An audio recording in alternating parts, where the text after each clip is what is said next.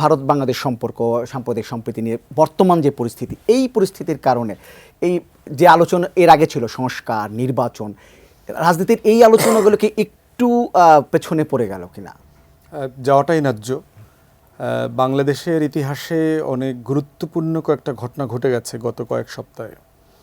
তার ভিতরে একটা হচ্ছে যে আপনার চট্টগ্রামে যে অ্যাডভোকেট সাইফুলকে যে কুপিয়ে হত্যা করা হলো, এই রকম একটা ঘটনা ঘটবার পরেও বাংলাদেশে ন্যূনতম কোনো সাম্প্রদায়িক প্রতিক্রিয়া হয় নাই।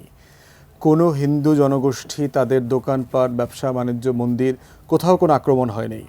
বাংলাদেশের কোনো ইসলামী দল অথবা কোনো গ্রুপ কিন্তু এটার প্রতিবাদে মিছিল মিটিং করা কিছু করেন নাই। একটা হিউজ ব্যাপার, যেটা রাষ্ট্র আকারে আমরা গণ অভ্যুত্থান পরবর্তী বাস্তবতায় যে যথেষ্ট ম্যাচিওর আচরণ করতে শিখছি, পুরো যে পারছি তা না, শিখছি, সেটা একটা প্রমাণ। দ্বিতীয়ত দেখেন যে কলকাতার পরে আগরতলা হয়ে আমাদের হাই কমিশনে যে অ্যাটাক হয়েছে, ভাঙচুর হয়েছে, এর প্রতিক্রিয়ায় বাংলাদেশে ইন্ডিয়ান হাই কমিশন অথবা তার অ্যাসোসিয়েটেড কোনো ইনস্টিটিউশনের উপরে কিন্তু কোনো আঘাত আসে নাই কোনো রকম, এবং কেউ দাবিও করে নাই।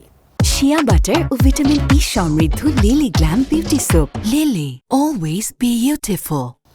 তৃতীয়ত যেটা ঐতিহাসিক ঘটনা ঘটেছে আমাদের ইতিহাসে, সকল ক্রিয়াশীল রাজনৈতিক দল কোনো একটা সিঙ্গেল বিষয়ে একটা মঞ্চে এসে ছবি তুলেছে, দাঁড়িয়েছে, কথা বলেছে, এরকম কোনো ঘটনা আমরা জানি না।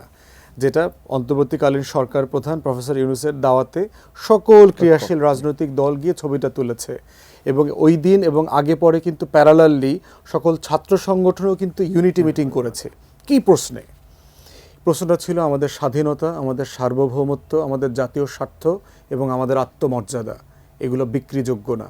আমাদের মধ্যে ইখতিলাফ আছে, আমাদের রাজনৈতিক দল আমরা সংস্কার আগে না নির্বাচন আগে এটা নিয়ে বিতর্ক করব, ঝগড়াঝাটি করব, কিন্তু এই চার প্রশ্নে পুরো বাংলাদেশ ইউনাইটেড। ধন্যবাদ। রাহিদ, যে আপনার কাছে জানতে চাইব শেষ কূটনৈতিকভাবে আমরা আসলে এখন কি করার আছে, যে ছোট্ট করে বলেন। না, একটু আগেই তো বলছিলাম, উনি যেমন বলছিলেন যে একটা ইস্যুতে এমন ঐক্য বা এমন এক কাতারে সামিল হওয়ার সুযোগ আসেনি বা পরিবেশটা ছিল না। কারণ উইনার্স গ্র্যাব অল, এটা তো আমি গত 15 বছর আমরা দেখেছি যে শাসন ক্ষমতায় যারা ছিলেন তারা মনে করতেন তারা যেটা বলবেন করবেন সেভাবেই চলবে, এর ব্যর্থ কিছু করা যাবে না। তো সেই জায়গাতে আমি মনে করি, আপনার নিশ্চয় মনে আছে বাংলাদেশে এই 5ই আগস্টের পট পরিবর্তনের পরপর কিন্তু ভারতের সবগুলো দল বসে মিটিং করেছিল এবং সেখানে প্রতিক্রিয়াগুলো ছিল। এবং আমরা যখন আজ আলোচনা করছি, কালকে কিন্তু ইন্ডিয়ান পার্লামেন্টের একটা বা জয়েন্ট মিটিং আছে সবগুলো দলের সামনে। বিক্রম মিস্ত্রি নিজেই ব্রিফ করবেন 2 থেকে আড়াই ঘন্টা।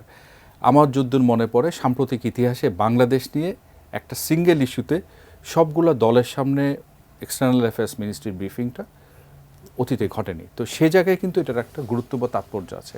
তো সেখান থেকে আমি মনে করি, আমি একটু আগে যেটা বললাম যে আপনার লিভারেজটা খুব প্ল্যান ওয়াইজ, খুব ব্যালেন্স হতে আপনাকেই ঠিক করতে হবে। সেটা যদি আপনি ঠিক করতে না পারেন, তাহলে যতই এখানে ঐক্য হোক, সবাই এক কাতার আসুক, আপনি লিভারেজটি কিন্তু শেষ পর্যন্ত নিতে পারবেন না। দিন শেষে আপনাকে এটা মাথায় রাখতে হবে, আমি যে সম্পর্কটা করব, সম্পর্কটা যেন দেনা পাওনায়